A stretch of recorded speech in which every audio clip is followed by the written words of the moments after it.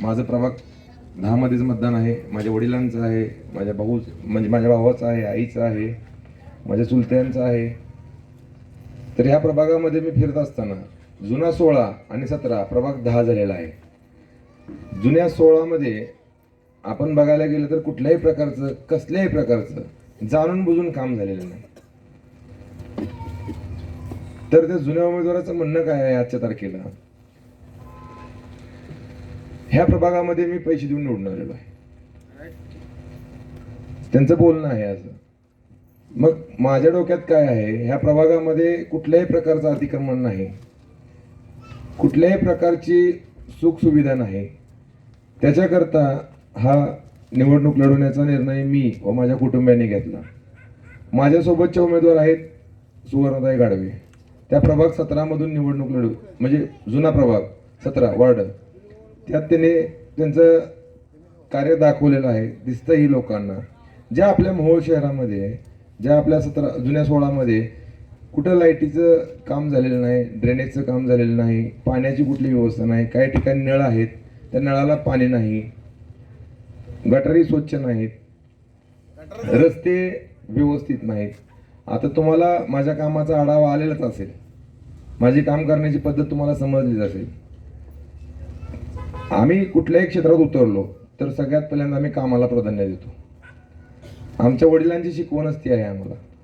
कुठेही जा तुम्ही, कशाही क्षेत्रात निवडा, कुठलंही क्षेत्र निवडा, त्या क्षेत्रात तुम्ही एकदम प्रामाणिकपणे काम करा.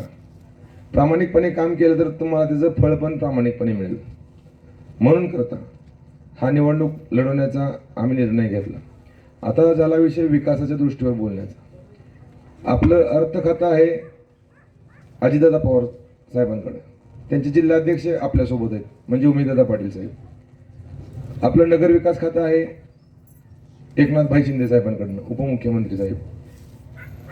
तर आपल्याला निधीचा कुठल्याही प्रकारची कसल्याही प्रकारची अडचण दोन्हीकडून येणार नाही. आपले जिल्हाध्यक्ष चरणराज चौरे साहेब यांचा पाठपुरावा करून निधी कसा आणायचा, कुठल्या प्रकारे आणायचा आणि तो कुठं खर्चायचा, ह्याचा सगळा अभ्यास करूनच मी इथपर्यंत आलो आहे. आणि ओबीसी सेलचे आपले रमेश बारसकर साहेब आहेत, त्यांनी मला काय सांगितलं की आता आपल्या प्रभाग 10 मध्ये पाण्याची सध्या फार मोठी बिकट परिस्थिती आहे, कारण नळ नाहीत, गटरी नाहीत. नगरविकास खाते एकनाथभाई शिंदेकडे आहे. मला काय म्हणले की आपण प्रभाग 10 मध्ये स्वतंत्र 5 लाख लिटर पाण्याची टाकी बांधून देऊ म्हणून सगळ्यात पहिल्यांदा. आणि प्रभाग जुना 17 जो आहे म्हणजे गाडे वस्ती, माने वस्ती, गडदे वस्ती, लिंगरे वस्ती, हा जो आहे तिथं 3 लाख लिटर पाण्याची टाकी बांधून देऊया. गजगाटी वस्ती, सरोगड वस्ती. मग आपला पाण्याचा प्रश्न राहतोय का? विकास कामावर बोलायचं असेल तर आपण सत्तेत असलं पाहिजे. राजाभाऊ खरे साहेब आपल्या सोबत आहेत आमदार. मग आपण फक्त विकासाच्या धोरणावर बोललं पाहिजे, विकास कामावर बोललं पाहिजे. आपला प्रभाग जाणून बुजून विकासावर वंचित ठेवला. बरं, ते ठेवलेले उमेदवार तुमच्या समोर यायला आता लाजायला लागले, मत मागायला लाजायला लागले, हे सगळ्यांना आपल्याला समजतंय. मग आपण ह्याच्याकरता काय केलं पाहिजे, तर सर्वांनी सुवर्णताई गाडवेला, सिद्धीताई वस्त्रेंना आणि चेतन बापू देशमुखांना धनुष्यबाण चिन्हासमोरील बटन दाबून प्रचंड बहुमताने विजय करावला. एवढंच आव्हान तुम्हाला मी करतो. कुठलंही काम, कसल्याही प्रकारचं काम, तहसीलचं असू द्या, पोलीस स्टेशनचं असू द्या, नगर परिषदमधलं सीओ साहेबांपासलं काम असू द्या, आणि कौटुंबिक कुठलंही काम असेल तर हा बापू निम्म्या रात्री कधीही फोन केला तर अवेलेबल होणारा कार्यकर्ता आहे. आणि बापू म्हणजे कसं आहे, सर्वसामान्य कार्यकर्ता आहे. मला एखाद्या व्यक्तीने जरी सांगितलं, खुर्ची जरी दिली आणून बसायला, तरी मला कधी आवडत नाही. मी खाली धुळ्यात बसणारा कार्यकर्ता आहे. हे माझं म्हणजे तुम्ही कोणाकडूनही कशाही प्रकारे चौकशी केली, क्रॉस चौकशी जरी केली तरी तुम्हाला हेच भेटणार आहे याच्यातून.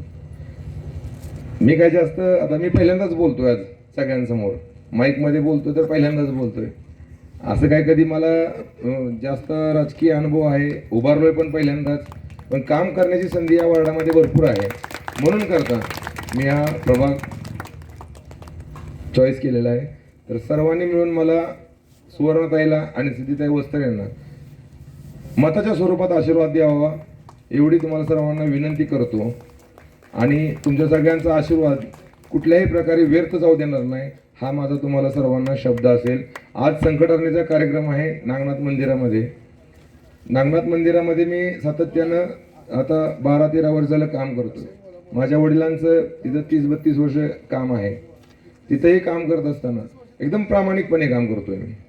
तिथंही कुठल्या प्रकारचं मी कधीही आर्थिक तर कधीच हातात घेतलेलं नाही. फक्त काम करायची मला आवड आहे. काम करायला तुम्ही मला संधी द्या. नक्कीच ह्या वार्डामध्ये ह्या प्रभागामध्ये कशाचीही कुठलीही कमतरता कधीच भासू देणार नाही एवढी तुम्हाला सगळ्यांना मी नागनाथ महाराजांच्या चरणी ग्वाही देऊन सगळ्यांना शब्द देतो आणि मी इथंच थांबतो. जय हिंद, जय महाराष्ट्र.